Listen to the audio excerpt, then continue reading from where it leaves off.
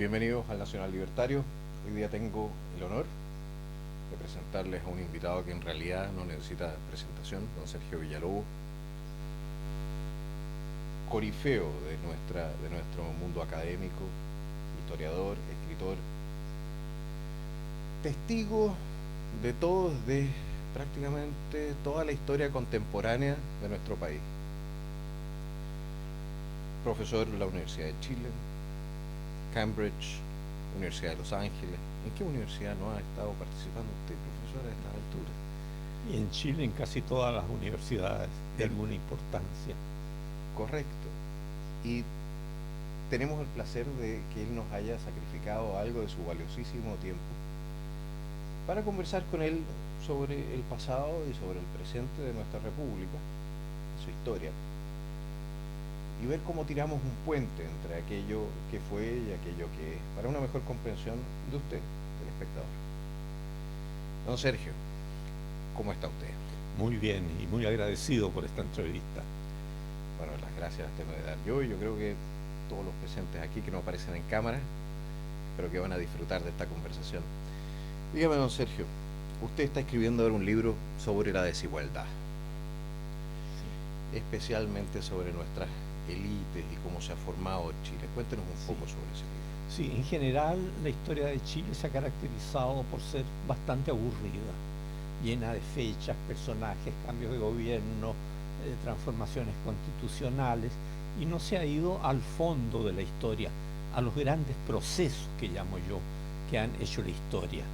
Los grandes procesos son el sistema económico, el sistema social, el cultural y el político, que vistos así y no gobierno por gobierno, explican mucho más de nuestra trayectoria. Entonces, dentro de ese concepto estoy escribiendo este libro que tiene que ver con la desigualdad en Chile. ¿Ah? La idea mía es que el ser humano es eminentemente desigual. Esto de que somos todos iguales no pasa de ser una ficción, no de antiguas ideas, pero si reflexionamos bien, nos miramos uno a otro, todos somos diferentes. Y los actores de la historia de Chile han sido también gente diferente. Y en esa diferencia,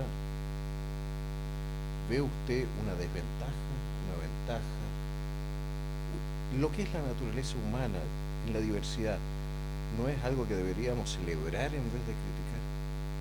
Yo no sé valorar para bien o para mal, solo constato el hecho, ¿no?, de que somos desiguales y socialmente somos desiguales, en ideas somos desiguales, en sentimientos somos desiguales. Entonces es muy difícil eh,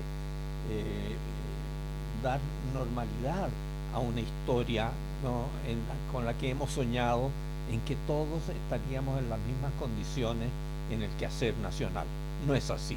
Yo creo que hay diferencias fundamentales entre las personas, entre los sectores sociales, entre todos. Ok, pero esas diferencias, digamos de esta manera, hay grupos que en algún momento han estado en la cúspide de la pirámide social y otros que los han reemplazado a lo largo de nuestra historia. ¿Cómo los describiría usted? Sí, Sistematizado. efectivamente, no es un sector uniforme, sino que como todas las cosas en la historia va variando con el tiempo. Unas veces son determinados sectores aristocráticos, oligárquicos, burgueses, que han manejado la vida del país. Otras veces fueron guerreros, ¿no? Pero esto de que todos estamos haciendo la historia no pasa de ser una ficción. Quizás una ficción bondadosa, pero ficción mal que mal. Yo creo que el país ha sido manejado permanentemente por élites de distinto signo, en la época colonial, en los comienzos de la República, o avanzado el siglo XIX, o en nuestra época también. Entonces es fundamental entrar a esa estructura de la sociedad y del poder para entender lo que se ha ido realizando, ¿no? Pero no es que todos estemos en la misma tarea y con las mismas condiciones. No es así. Hay profundas desigualdades. ¿Usted ve una posibilidad, digámoslo de esta manera, ¿Conoce usted algún caso histórico donde no haya habido una jerarquía que realmente haya sido aquella que lidera un cambio, que lidera un grupo humano? No, yo creo que permanentemente ha habido élites, grupos selectos que se destacan, qué sé yo, por la inteligencia, por la economía, por el espíritu de trabajo, por su afán de liderazgo, que han ido manejando el país sucesivamente. Y nunca ha faltado algo así. En algunos periodos, como en el actual quizás, ¿no?, en que ese liderazgo de un sector social se va perdiendo, se va desdibujando. Pero al fin siempre son grupos y sus dirigentes los que manejan el trayecto de la sociedad.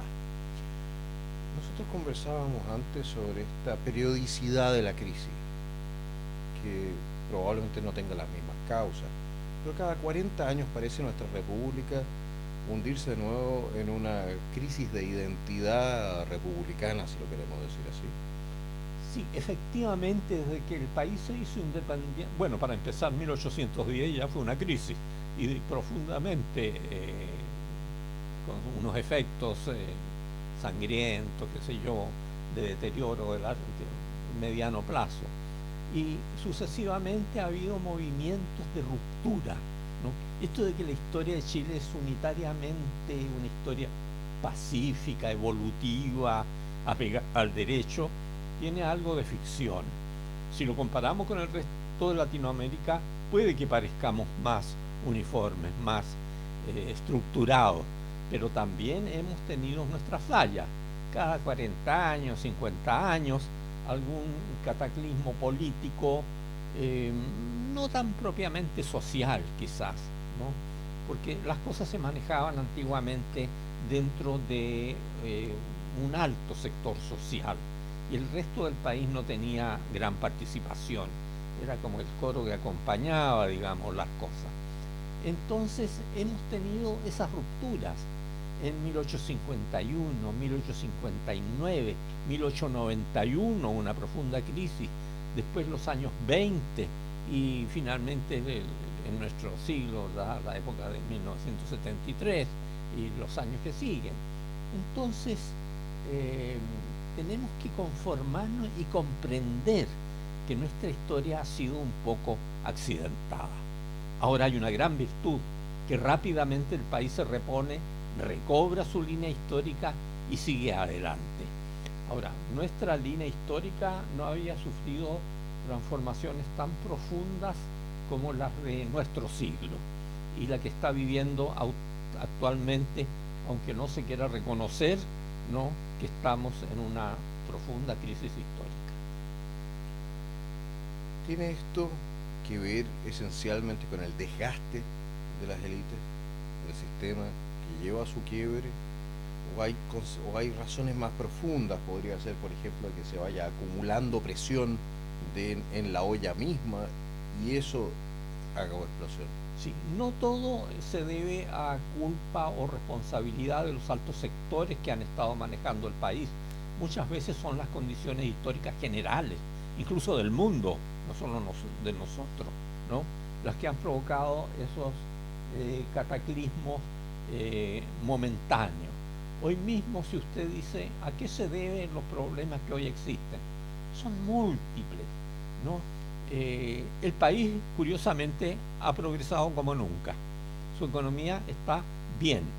La distribución puede que esté mala, puede que haya injusticias en el trato, etcétera, de los distintos sectores sociales. Pero hay efectos imponderables. Yo me pregunto, por ejemplo, lo que los economistas llaman el efecto demostración, que es lo que ocurre en otros países, en otras culturas y que nos influye mentalmente. La responsabilidad de Hollywood, ¿ah?, en nuestras formas de vida, nuestras aspiraciones. Caramba, que es grande y no lo hemos notado. Bueno, hoy día ya Hollywood no es casi nada, ¿no? Pero se mantiene siempre ese, el cultivo por la moda, por la alta sociabilidad europea, que va creando un mundo de ficción, sin darnos cuenta de lo que es la realidad misma del país. Entonces hay factores imponderables, ¿no?, la influencia del capital extranjero, y no es que yo esté en contra del capital extranjero, pero las modas, las necesidades que vienen junto con ello y que no se pueden satisfacer inmediatamente, entonces dan por resultado un profundo descontento. Porque a uno le queda la impresión, y yo estoy absolutamente de acuerdo con su diagnóstico, a uno le queda la impresión de que Chile no se está comparando con el Chile de hace 30 o 40 años atrás. Porque el descontento de alguna manera tiene que ver con que tampoco se está comparando con el barrio, se está comparando con Europa. Hemos llegado al punto en que nuestro descontento de alguna manera tiene que ver con esa comparación que estamos haciendo con respecto de países desarrollados. Y la gente quiere, tengo la impresión, los beneficios de ser el país desarrollado sin haber hecho el esfuerzo para llegar a ser el país desarrollado. Efectivamente, somos a medio desarrollar, no diremos que subdesarrollado, pero a medio desarrollar. Y eso no tenemos propiamente la culpa de nosotros, sino que son las condiciones mundiales en que se desenvuelve la economía y la sociedad global, ¿no? Ahora, si uno compara con África o con el cercano Oriente, estamos en situación privilegiada realmente. Somos un país independiente, con libertad, con gobierno propio, ¿no? Que resiste de alguna medida las influencias nocivas del extranjero, y hemos estado luchando por eso.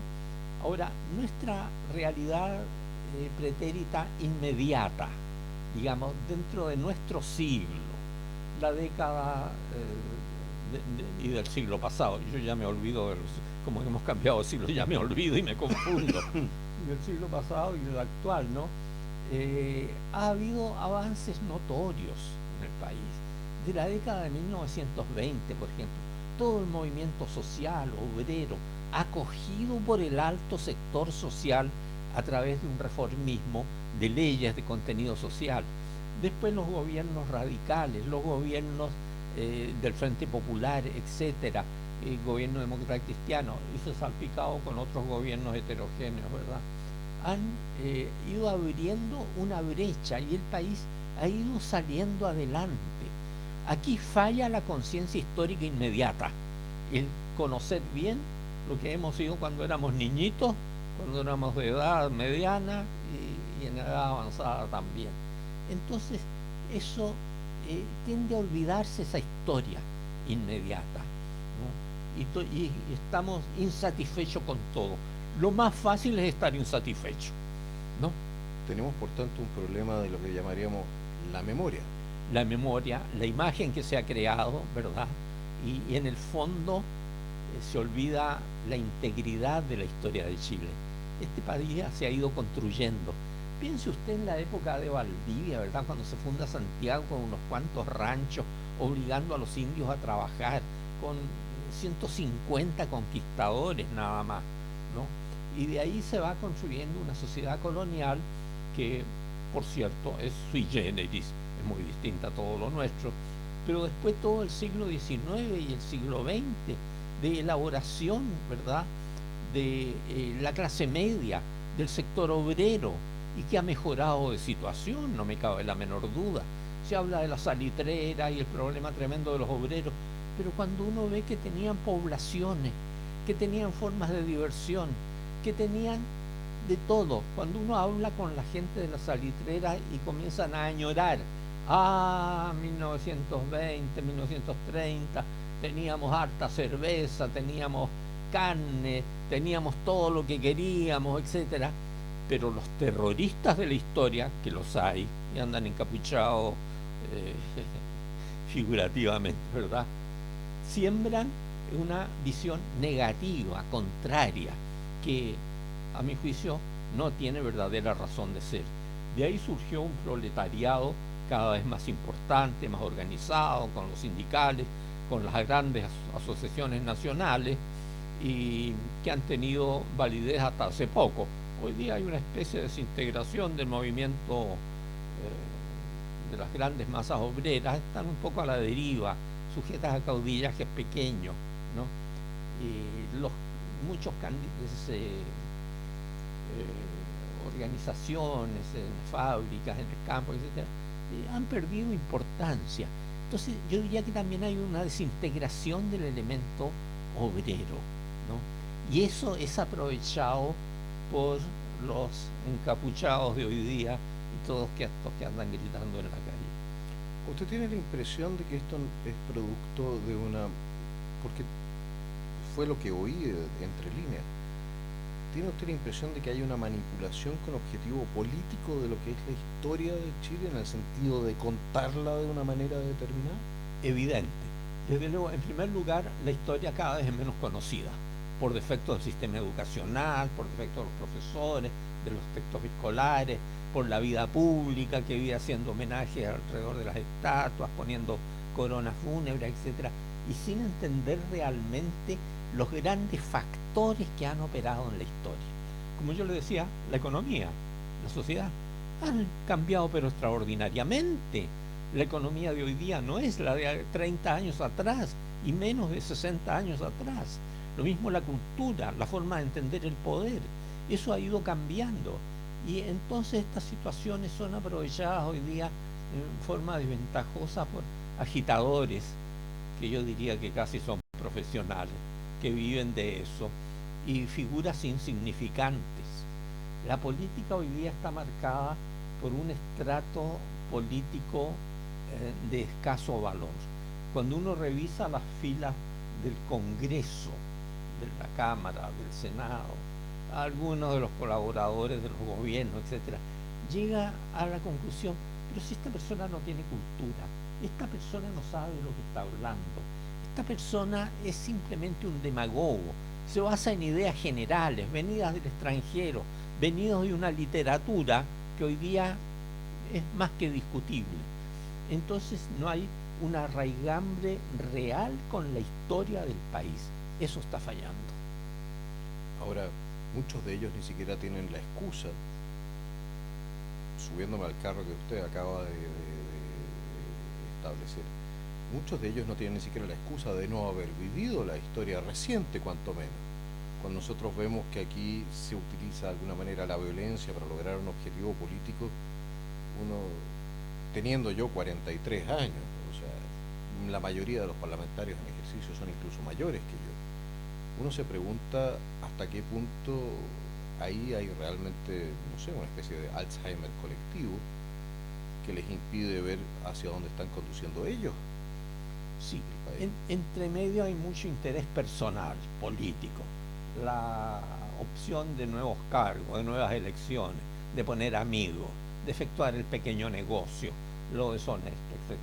Entonces es un elemento político que se ha desprestigiado, ¿no? Y ahora, en la vida pública corriente, en la calle, usted ve hoy día a gente sumamente joven. ¿Qué criterio tienen? ¿Qué formación tienen? ¿Qué meditación tienen? ¿Ah? ¿Qué disciplina han recibido? ¿Cómo se les formó en su hogar? Los papás están fracasados, no se atreven a hacer nada con los jóvenes, porque los jóvenes están nuevos de derecho, no se les puede dar ni un coscacho ni una cachetada, porque ya es un delito mayor, y los derechos humanos y qué sé yo.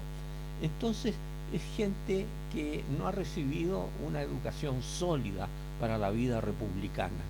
Y esos son los que alteran el orden, junto con agitadores profesionales que andan mezclados, ¿no? Y que son agentes de corrientes políticas. De acuerdo con lo que es la historia chilena y la historia universal, vemos de que se puede producir un vacío de poder, pero esos vacíos de poder no continúan largo tiempo. Así es, efectivamente. Podría ocurrir un vacío de poder. En cierto modo lo estamos palpando. No se atreve a poner orden en nada. Se puede quemar, destruir, matar, destruir las estaciones del metro, los edificios públicos, los elementos de la señalización colectiva, todo, las casas particulares, el pequeño negocio, el gran negocio, todos están sujetos a la destrucción. ¿Y quién evita eso? Nadie. Todos están con el temor de infringir los derechos humanos, pero no se dan cuenta que esos protagonistas son los verdaderos detractores de los derechos humanos, que están atentando contra el derecho de todos, de cada uno y de todos nosotros. Porque uno gana la impresión realmente de que se considera uno escucha la prensa y uno llega a ganarse la impresión de que dijesen, existe el derecho humano a delinquir. Si la policía interviene, están violando el derecho humano del delincuente a delinquir. Ahora, eso en nuestra historia, esos fenómenos de caos, nunca han durado durante mucho tiempo. Llega un momento en que se cierra el sistema. Efectivamente, hay un momento en que la sociedad se aburre de todo esto y está dispuesta a reaccionar en cualquier sentido.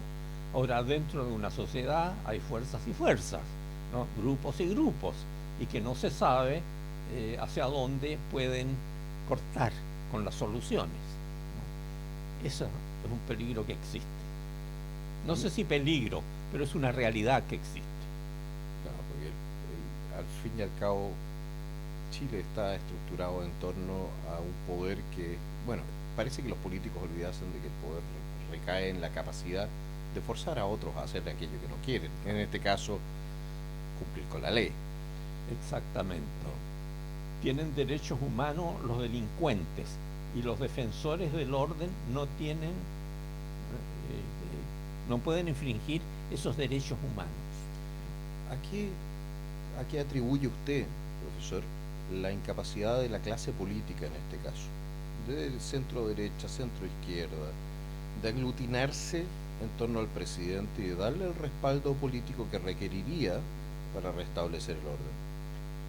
Bueno, se debe a una desorientación política y a los slogans que andan por ahí, ¿no? El temor a parecer fascista, el temor a infringir los derechos humanos, sin darse cuenta que lo que están haciendo es favorecer eso por debajo en otros sectores. Entonces, hay un temor en el alto mando del país, y hablo del país, no solo del gobierno, ¿no? Que en cualquier momento puede desatarse en acciones mayores. Pero lo están permitiendo. O Sí. sea, al no intervenir, Exacto. permiten que se agudice el conflicto. Exactamente. ¿No? Pudieron haber reprimido esto mucho antes. Ahora, viendo nuestra historia republicana, también cada 40 años intervienen las Fuerzas Armadas. Sí. Lo último, sí. vemos 1973, 1924, si no me equivoco. Después 1891 cumplieron un rol relevante, 1848, 1810. Sí, efectivamente. Digamos, las Fuerzas Armadas son el último recurso de orden del país, al cual se puede llegar cuando una situación se hace extrema. Ojalá que no sea el caso de Chile, pero ese peligro, la espada colgando, la espada de Damocles, está siempre sobre nuestras cabezas. Es interesante porque a mí es algo que me tiene al helado durante todo este tiempo, de que la clase política no tenga eso presente o más presente. Sí. Porque parece que simplemente dijesen, no, esta gente, esto no va a pasar nunca más. Mire, la clase política da la impresión de que está borracha, de que dice cualquier cosa, acepta cualquier cosa, y ponen un tono solemne y una cara vetusta, una cara austera, para hacer declaraciones que realmente, dentro de la más estricta lógica, cosas que no caben. Entonces hay una crisis de la clase política. Y ya no sé si es clase o si es este mare magnum político, este desorden político que tienen tanta gente hoy día. Cerrando el capítulo de lo que es nuestra crisis social actual, ¿cómo ve usted, de alguna manera, porque yo soy convencido de que todo esto tiene que ver con la educación, de que todo esto tiene que ver con una penetración permanente de nuestros órganos instituciones educativas, que han generado una imagen, o han generado una realidad alternativa prácticamente para muchas personas, para muchos jóvenes, y los han ideologizado en un sentido determinado. ¿Cómo podríamos revertir eso? Mire, no sé, pero es un fenómeno activo. Hay una desorientación de pensamiento, de ideas, de lógica, incluso en la gente joven, que se viene amasando desde hace mucho tiempo. Está un relativo fracaso de la educación pública. Digo relativo, no es total, ¿no? Porque mal que mal imparte ciertos conocimientos. Pero la orientación máxima del ciudadano, la orientación moral, es lo que está fallando. Y no es solo de la educación pública o privada, sino que es también de los hogares. Los padres han fracasado, tienen temor a los hijos, no se atreven a imponer ningún orden, por mínimo que sea, alguna disciplina. Entonces los jóvenes crecen dentro de una libertad en que creen que pueden hacer cualquier cosa. Entonces salen acá a la calle a gritar, a tirar piedras, a quemar, favoreciendo todo un movimiento político que los utiliza en el fondo por inercia, ¿verdad? ¿Hemos tenido alguna vez una situación similar en la que, en primer lugar, la iglesia haya estado tan anulada como está en este momento? La iglesia también era uno de los factores de estabilidad de la República. En que los padres hayan tenido tan poca influencia y en parte incluso relación con sus hijos. En que el principio de autoridad más básico haya estado tan destruido como está en este momento. No, yo creo que de unos 60, 70 años a esta parte, toda la relación de padres e hijos se ha ido reblandeciendo por la debilidad misma de los matrimonios y por este temor de los padres en disponerse con los hijos o que los hijos hagan barbaridades mayores todavía. De modo que hay una pasividad que se ha ido prolongando y que nadie se atreve a remediar. Ahora, han ido fallando en la vida del país instituciones que parecían básicas en su constitución moral. En primer lugar, la iglesia. La iglesia hoy día está anulada, ¿no? Está deteriorada de tal manera que ya no tiene influencia ninguna. Enseguida, los tribunales de justicia, que parece que están en manos de un populismo barato o tendencias más extremas aún, para quienes todo el delincuente no es culpable mientras que no se requete demuestre que es culpable. Se detiene a alguien por tirar piedra o incendiar un edificio, queda en libertad antes de las 24 horas. Queda en libertad bajo fianza, con detención en el hogar, con prohibición de salir del país, cualquiera de estos atenuantes en el juicio político. Los jueces dictan sentencias que uno se maravilla. Personas que han lanzado piedras y han tratado de incendiar un banco quedan en libertad antes de las 24 horas. ¿Dónde está el Poder Judicial? No solamente hay un derecho abstracto, sino que también hay un criterio personal en la administración de justicia. Y eso es lo que falla. Y así otros organismos de la vida social han ido fallando igualmente. Es decir, es una crisis bastante generalizada. Yo personalmente he planteado en un par de ocasiones de que tenemos un problema de personal, de que las instituciones en sí no están mal diseñadas, pero pero digámoslo de esta manera, el auto no está mal hecho, el problema es que el conductor está borracho.